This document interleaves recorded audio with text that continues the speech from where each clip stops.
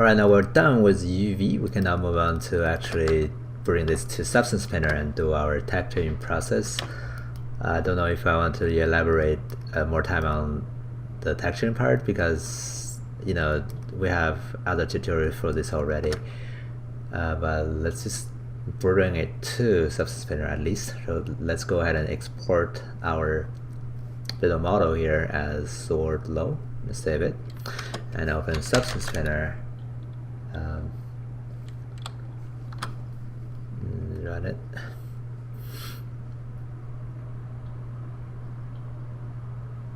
I always got this warning, but continue anyway. Close that. And then go File, New, and then the template will be the PBR metallic and roughness. Mesh will be our mesh. So let's go ahead and select our Sword Low.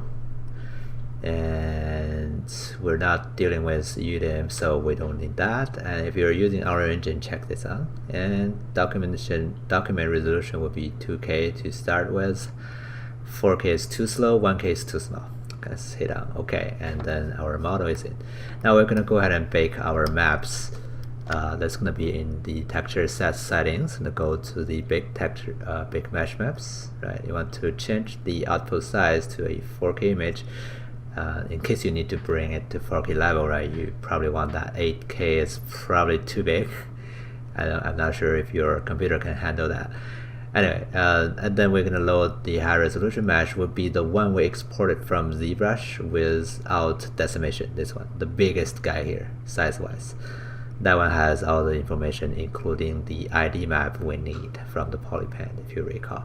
So import that in, and for the cage, if you wanted to, you can create a cage. Sometimes I just take a look at the result, and if I think it's okay, I don't need a cage, I can probably get away without doing a cage. And then, yeah, and go to the ID parts. Let's check if it's using vertex color. It is, so we don't have to change that either. So everything is fine actually. So let's go click on Bake Initial Shading Group, and that's gonna go ahead and bake it. This is gonna take a while, so I'm gonna stop the video, and when it's done, we can go back and take a look. Alright, so our baking is done. As you can see, it's fairly clean. I don't think I need a cage for that. Okay, so everything looks pretty cool. And that's when you started doing the texturing process. We do have an ID map, so let's see if we can use it. I'm gonna close that and go to my layering. I'm gonna Control Alt and right click on maybe. This is the only thing we have, right? We have only one. So one material, that's good. And we can start texturing that. I'm gonna have my layer here and dock it maybe somewhere. Or maybe just let it floating over here. And yeah, so we can go start giving it some new fill layers. And let's call this blade. And I'm gonna give it some material. I'm gonna go to the attribute. And let's see, let's just make them all docked. Yeah, it's easier.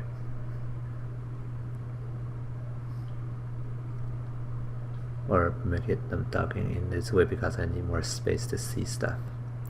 Anyway, so I'm gonna choose the base color to be something like maybe a red color or a blue color, whatever, right? And then I don't need any height, so roughness can go a little bit lower, so it's kind of like a little shiny. And then we can go to the mask, right click on it, add a black mask. Right click on it again and add a color selection. It's gonna give me this ID mask to select from. Right, I'm gonna go pick a color, and then I'm gonna click on this guy. So now you can see our ID map works properly. Again, you have to have that Polypen color from the vertex to be able to do this. Okay. Alright, so for the process of the texturing, don't know if you want me to like advance with this, or you kind of know how to do this already, right? This is more like a modeling class, so I just want to walk you through the process before modeling, including the ID map, so that you know how everything is done.